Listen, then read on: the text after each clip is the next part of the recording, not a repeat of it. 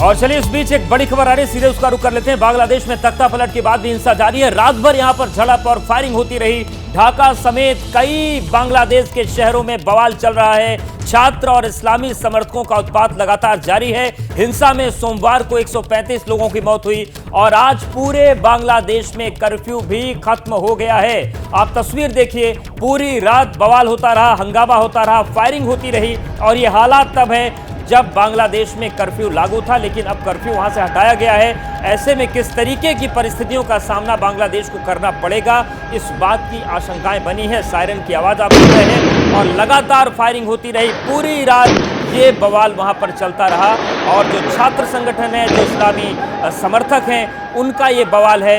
इन सब के बीच कानून व्यवस्था जो पूरी तरीके से ध्वस्त नजर आ रही है। अंतरिम सरकार बनाने की कोशिशें चल रही हैं और इन सब के बीच ये बांग्लादेश के अलग अलग शहरों की हम तस्वीरें आपको दिखा रहे हैं।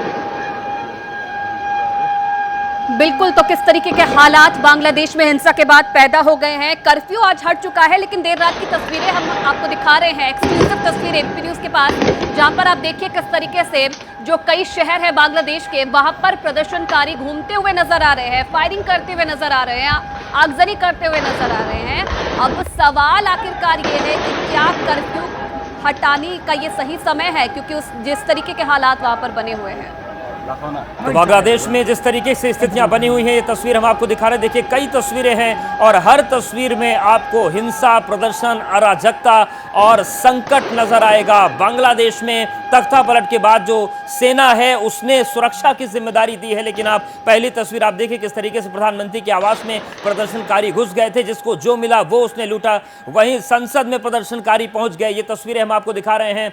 म्यूजियम में आगजनी कर दी गई और शेख मुजीब, जो कि राष्ट्रपिता का दर्जा दिया गया, उनकी मूर्ति को तोड़ डाला गया।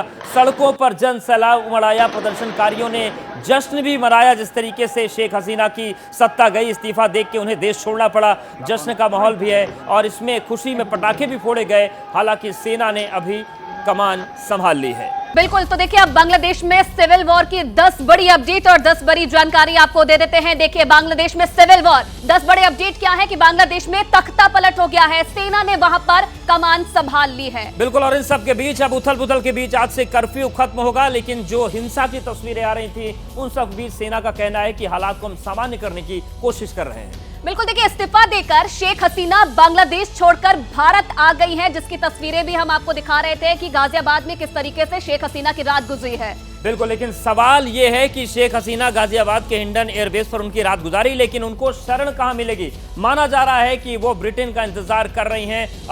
इंतजार हो रहा है कि उनके राजनीतिक शरण पर कोई हरी झंडी आ जाए। बिल्कुल, भारत से लंदन जा सकती हैं शेख हसीना, ये जानकारी मिल रही है। हरी झंडी का इंतजार है और उसके बाद जो है लंदन जा सकती हैं शेख हसीना, ये जानकारी मिल रही है। और इन सब के बीच नया अपडेट यह है कि अंतरिम सरकार के पीएम बन सकते हैं मोहम्मद यूनुस। सूत्रों के हवाले से यह बड़ी खबर है। नोबेल पुरस्कार विजेता हैं, वो अंतरिम प्रधानमंत्री बन सकते हैं। और इस पूरी स्थिति पर भारत में भी देखिए नजर है। आज संसद में बयान दे सकते हैं विदेश मंत्री है जयशंकर। दोनों सदनों में क्या स्थिति है, भारत की कैसी नजर है बांग्लादेश पर, उसे लेकर बयान साझा कर सकते हैं। और इन सब के बीच बीएसएफ के कार्यवाहक डीजी भारत बांग्लादेश बॉर्डर का दौरा करेंगे और ये दौरा इसलिए महत्वपूर्ण है क्योंकि भारत और बांग्लादेश की जो अंतर्राष्ट्रीय सीमा है लगभग 4000 किलोमीटर की है और इस लंबी दूरी में शांति व्यवस्था बनी रहे, इसलिए भी हाई अलर्ट पर भारत है। अब देखिए, बांग्लादेश से भारतीयों को निकालने पर अभी फैसला नहीं हुआ है। सूत्र ये जानकारी दे रहे हैं, मंथन इस पर अभी नहीं हो रहा है।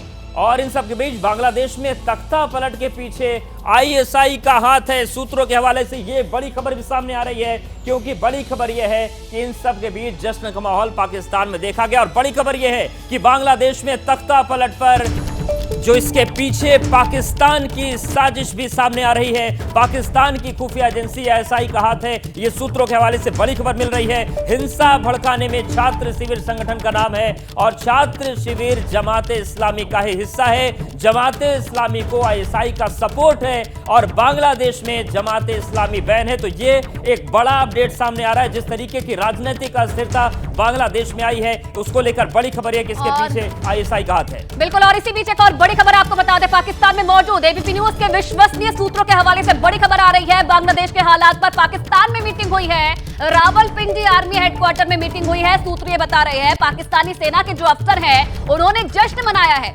आईएसआई चीफ भी इस मीटिंग में शामिल था। जमात-ए-इस्लामी से बैन हटाने पर भी इस मीटिंग में बात हुई है। एबीपी न्यूज के सूत्रों से यह बड़ी खबर मिल रही है कि जिस तरीके के हालात बांग्लादेश में हुए, तख्ता पलट हुआ, उस पर पाकिस्तान में जश्न मनाया गया। एक मीटिंग भी वहां पर हुई है, आईएसआई का चीफ भी उस मीटिंग में शामिल था। और इस बीच एक और बड़ी खबर आ रही है, बांग्लादेश में जमात-ए-इस्लामी का ऐलान, शेख हसीना जहां रुके वहां प्रदर्शन हो और जिस देश में रुके वहां पर दूतावास का घेराव हो। तो जमात-ए-इस्लामी का जो कनेक्शन है वो हमने आपको बताया, लेकिन अब देखिए जमात-ए-इस्लामी फुल एक्शन में है। वो अपील कर रहा है कि शेख हसीना जहां भी जिस देश में रुकती हैं उस देश में दूतावास के सामने प्रदर्शन हो, घेराव हो। तो यानी कि कुल मिलाकर देश छोड़ना पड़ा शेख हसीना को, लेकिन जमात-ए-इस्लामी अपील कर रहा है कि शेख हसीना जिस भी देश में जाती है वहां का जो दूतावास है बांग्लादेश का, वहां पर प्रदर्शन किया जाए और शेख हसीना का विरोध किया जाए। तो एक तरफ जमात-ए-इस्लामी के नाम पर किस तरीके से आईएसआई का कनेक्शन सामने आ रहा है, किस तरीके से पाकिस्तान में जश्न मनाया गया वो तस्वीर है, और दूसरी तस्वीर यह है कि बांग्लादेश में जमात-ए-इस्लामी बैन है और वो अपील कर रहा है कि शेख हसीना का विरोध करें। बिल्कुल, अब वो तस्वीरें आपको दिखाएंगे कि कैसे बांग्लादेश की राजधानी ढाका में शेख मुजीब की मूर्ति तोड़ दी गई। वो तस्वीरें भी हमने आपको दिखाई।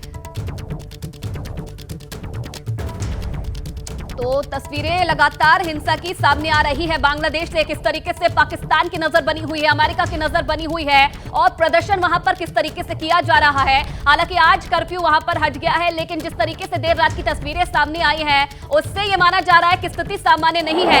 ये तस्वीरें आप देखिए किस तरीके से जो प्रदर्शनकारी है उनकी तरफ से बांग्लादेश की राजधानी ढाका में शेख मुजीब की मूर्ति को तोड़ दिया गया और बड़ी संख्या में प्रदर्शनकारी वहां पर मौजूद थे।